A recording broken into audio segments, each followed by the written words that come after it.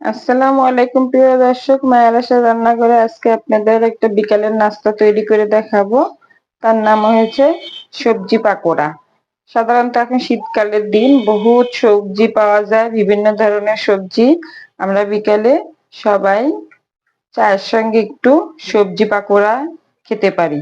বাচ্চাদের নিয়ে, বাচ্চারা সবজি খেতে চায় না, ওই হিসাবে একটু পাকোড়া বানিয়ে দিলে ওরা সুন্দর মতো পাকোড়াটা খেয়ে নিবে।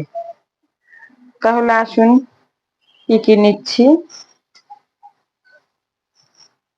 এখানে নিচে বাঁধাকপি, গাজর কুচি, পেঁয়াজ কুচি, কাঁচামরিচ কুচি আর ধনিয়া পাতা কুচি। আমি বেশি কিছু সবজি নিলাম না, অল্প সবজি দিয়ে বানাচ্ছি। যেহেতু বিভিন্ন ধরনের সবজি আছে, আমি এটাই ঘরে ছিল, এটা দিয়ে তৈরি করছি। আপনারা ইচ্ছা করলে ফুলকপি নিতে পারেন, সিম নিতে পারেন, আলু নিতে পারেন, অনেক ধরনের সবজি তো আছে, সবকিছুই নিতে পারেন। এখন এখানে আমি স্বাদ মতো লবণ দিয়ে দিলাম।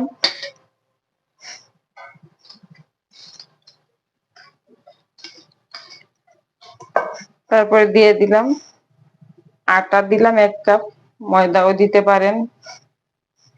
আর নিলাম কিছুটা চাউলের গুঁড়া। চাউলের গুঁড়াটা দিলে কি হয়, একটু মুচমুচে হয়, খেতে আরো মজা লাগে। এর জন্য চাউলের গুঁড়া নিয়েছি। আপনি ইচ্ছা করলে আটা দিয়েও করতে পারেন। চাউলের গুঁড়াটা এটা অপশন, আমি একটু দিয়ে দিলাম। পাকোড়াটা কম বেশি সবাই তৈরি করে ঘরে এই সবজির সিজনে। শীতকালীন সবজি বহুত। বিকালে গরম গরম যদি একটু পাকোড়া, তার সাথে হয় যদি 1 কাপ চা, তাহলে তো আর কথাই নাই। এখন যেটা নিব, এখানে আমি একটা ডিম নিয়ে নিব। একটা ডিম ভেঙে দিব এখানে।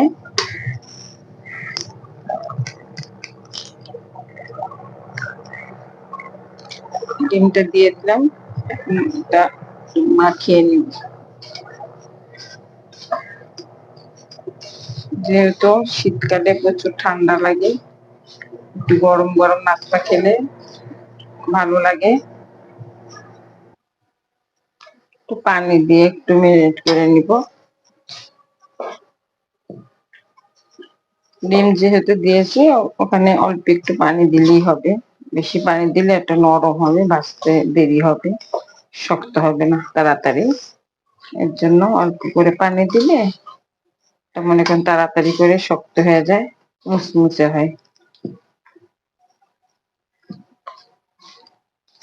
আপনারা বিকেলের নাস্তা হিসেবে এটা বাসা বানাতে পারেন। আর যে যে আমার পাকোড়াটা দেখে ভালো লাগে, তাহলে একটা লাইক দিয়ে দিন, শেয়ার করে দিন, অন্য কেউ দেখার সুযোগ করে দিন।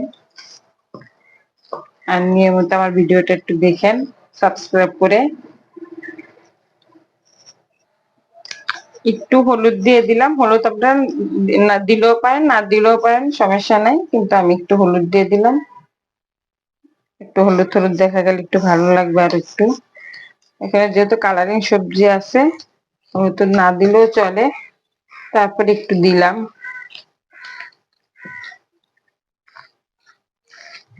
এখন একটু কালারটা হলুদ হলুদ দেখা যাচ্ছে, অল্প পরিমাণ, বেশি দেওয়া লাগবে না। বেশি দিলে আবার গাজরের কালারটা, আবার ধনিয়া পাতার কালারটা, ওটা আবার বেশি হয়ে যাবে। এর জন্য হালকা পাতলা একটু কালার দিলে হয়ে গেল। হলুদ। চুলায় কড়াইতে তেল দিয়ে দিচ্ছি। এখন আমি পাকোড়াটা দিয়ে দিব। একটু গোল গোল টাইপের দিব, চ্যাপটাও দেওয়া যায়। আমি একটু গোল গোল টাইপের দিচ্ছি।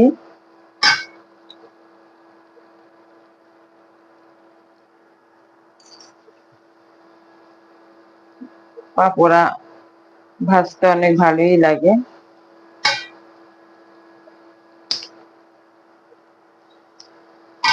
শীতকালে আপনারা কারা কারা সবজি দিয়ে পাকোড়া খাবেন, কমেন্টে লিখে দিন।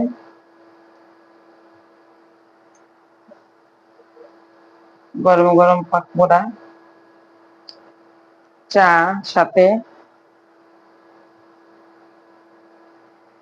পাকোড়া। তো সবজি যেমন আঁকা বাঁকা, পাকোড়াটা আঁকা বাঁকা হবে, এটা কোনো সাইজ নাই কোনো এটার।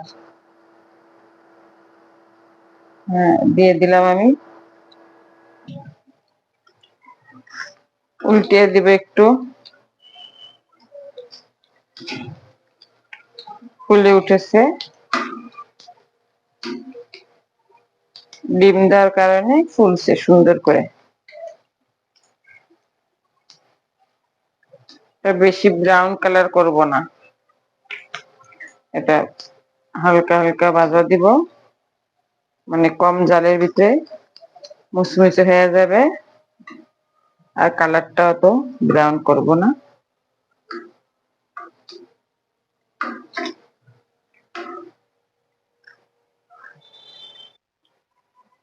বাস হয়ে গেল, এগুলো আমি তুলে নিব।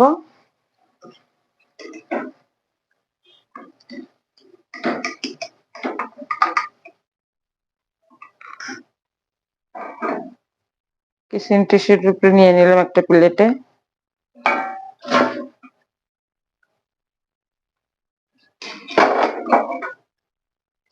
এরকম করে সবগুলো ভেজে নিব।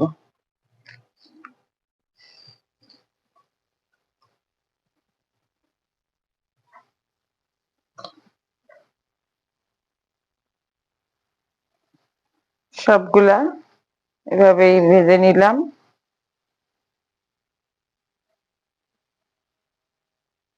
এখন একটু চা বানাবো, তারপরে আবার ফিরে আসছি। হয়ে গেলে দেওয়া, হয়ে গেল আমার পাকোড়া গুলা সব তুলে নিলাম।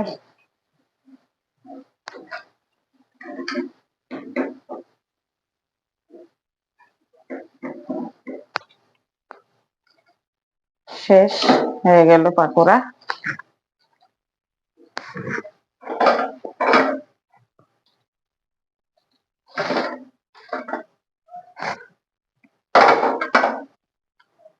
ব্যাস হয়ে গেল সব পাকোড়া গুলা। কত সুন্দর লাগছে কালারটা। এবার পরিবেশন, পাকোড়া দিচ্ছি।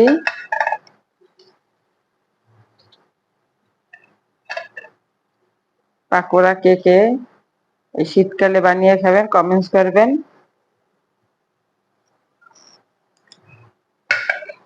গরম গরম চা আর পাকোড়া,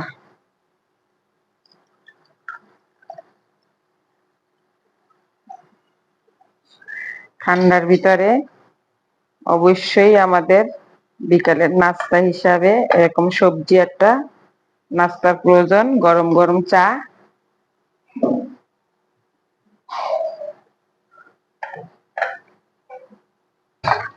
নাও খেয়ে দেখো গরম গরম পাকোড়া চা।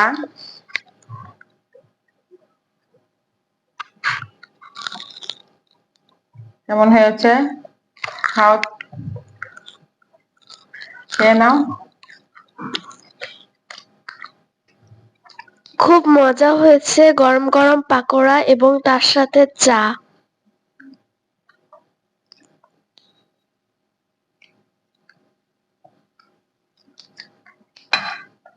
এবার চাটা খাবো।